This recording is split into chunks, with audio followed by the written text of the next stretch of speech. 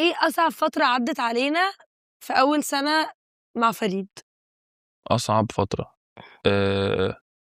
مش حاسس إن في فترة صعبة أوي بزيادة لدرجة إن أنا أقول أصعب فترة عدّت علينا، بس هي الفترة الأولانية أول عشان 3 كنا شهور لسه تقريبًا. كنا لسه بنشوف الدنيا فيها إيه، ولسه كل حاجة جديدة علينا ومش عارفين إحنا صح والّا غلط، والبني آدم ده والإنسان ده إحنا مسؤولين منّه 100%، فهل اللي إحنا بنعمله ده معاه صح والّا لأ؟ فكنا بجد لأ، تعبانين نفسيًا أوي، بس الموضوع حلو أوي عشان إحنا كنا متحمسين له أوي، في نفس الوقت إحساس تحفة إن أنتِ شايفة ابنِك قدّام عينِك، فأي حاجة تانية بالنسبة لي كانت هتبقى تمام. طب شايف الخلفة قوّت حاجة في علاقتنا؟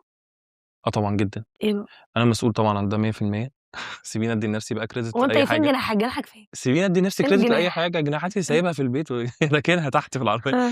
لأ، بس كنت دايمًا باحاول أحافظ على إحنا، الوقت بتاعنا إحنا أوي بزيادة، إمم. رغم إنِّك أنتِ مثلًا هافكّرِك بحاجات أنتِ ممكن ما تبقيش واخدة بالِك منها، لمّا مثلًا نبقى في حاجة مثلًا خارجين فيها، ممكن تسيبي عند مامتِك شوية، ممكن مش عارف إيه، طَب ما تيجي ناخد فريد، أقول لِك لأ، تعالي ننزل إحنا.